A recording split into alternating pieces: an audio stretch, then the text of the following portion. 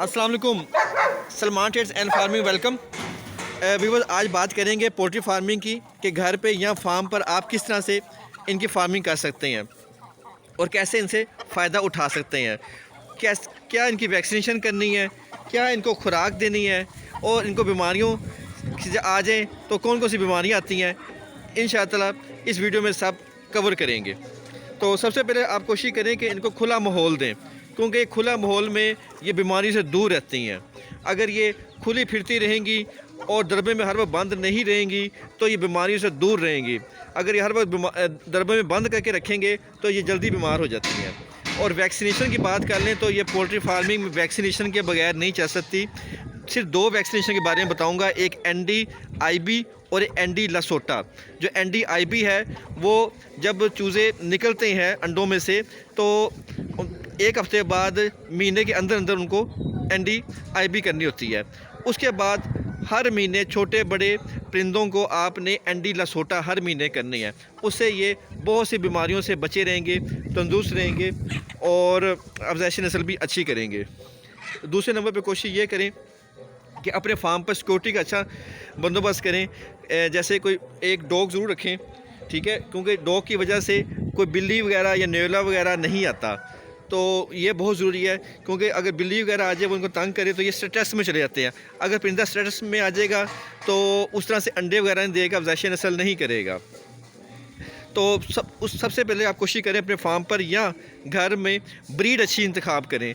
जैसे ये इसके अंदर प्योर देसी हैं, ब्राह्मा है, बैंटम है, कोचेन है, असील है, मियाँ वाली सील है, साफा सील है, उसके अलावा प्योर देसी में है और सिल्वर सप्राइड है। ठीक, तो जो सिल्वर सप्राइड है ये फैंसी की ब्रीड होती है। ये जब अंडे देती हैं तो उस पर नहीं बैठती, उसके लिए हम लोगों ने देसी मुर्गियाँ रखी हुई हैं। तो ये फैंसी मुर्गियाँ जितनी भी हैं ये अंडों पे नहीं बैठती, तो जो देसी मुर्गियाँ हैं ये अंडों पर बैठती हैं। तो आपने कुछ अंडे तो खा लेने हैं और कुछ अंडे बचा लेने हैं, फैंसी के भी देसी के भी। और जैसे ही देसी मुर्गी कुड़क हो तो उसके नीचे आप फैंसी और देसी के अंडे रख कर बच्चे निकलवा सकते हैं। इससे आपका फार्म ग्रो करेगा, क्योंकि जो फार्म ग्रो करता है वो आगे अफज़ाइश नस्ल पे ही करता है। तो अच्छी ब्रीड रखें तो आगे अच्छे बच्चे होंगे, अच्छी नस्ल होगी तो आपका फार्म ग्रो करेगा, तरक्की करेगा।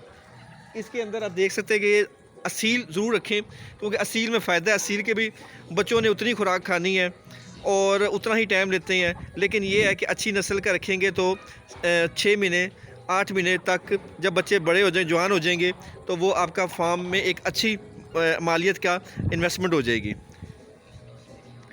ये बच्चे 3-3 महीने के हो गए हैं, तो इस तरह से हर 2 महीने बाद लाजमी कुड़क मुर्गी अंडों पे ज़रूर बिठा दें। खुराक की बात कर लेते हैं तो खुराक के अंदर इनको 3 टाइम खाना देते हैं। एक टाइम पे मिक्स दाना जिसमें बाजरा, गंदम, ज्वार, जौ, उसके अलावा कुछ दालें हैं वो लाजमन मिक्स करके रखी होती हैं। चावल का टोटा चावल जैसे होते हैं वो भी मिक्स दाना हम लोगों ने बनाया होता है, वो एक टाइम पे हम वो दे देते हैं। एक टाइम पे इनको हम 13 नंबर फीड देते हैं। 13 नंबर फीड इनको सर्दी से ही बचाती है क्योंकि गर्म होती है। और दूसरे नंबर पर जो 13 नंबर फीड है उससे ये अंडे भी भरपूर देते हैं। और अंडे लेने अगर आपने यहाँ तो 13 नंबर फीड ज़रूर दें। 13 नंबर फीड से ही ये अंडे देते हैं। इस तरह से इनका पिंजरा वगैरह बना दें, 4 फुट से ज़्यादा हाइट ना हो, खुला डुल्ला हो और उसके अंदर पार्टीशन हो, 6 से 7 कमरे हों, क्योंकि हर नस्ल की ब्रीड अपने कमरों में रहे, अपने दरबे में रहें। और डीप भी देख लें, ये 7-7 8-8 फुट डीप हैं, नीचे कच्चा ही है ताकि इनको देसी माहौल मिले। एक टाइम पे हम इनको खल, बनोला की खल, रोटियां मिक्स करके वो भी देते हैं और सब्ज़ी वगैरह भी डाल देते हैं। तो आपने इनको बैलेंस डाइट देनी है। बैलेंस डाइट देने से इनके मिनरल्स, विटामिन्स, प्रोटीन का लेवल बिल्कुल ठीक रहेगा और ये सेहत भी अच्छी करेंगे। और जब विटामिन मिनरल पूरी मिलेंगे तो अफज़ाइश नस्ल भी अच्छी करेंगे।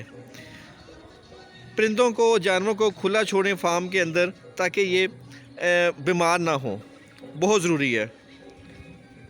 उम्मीद करते हैं आज की वीडियो आपको पसंद आई होगी। नेक्स्ट वीडियो तक के लिए अल्लाह हाफिज़।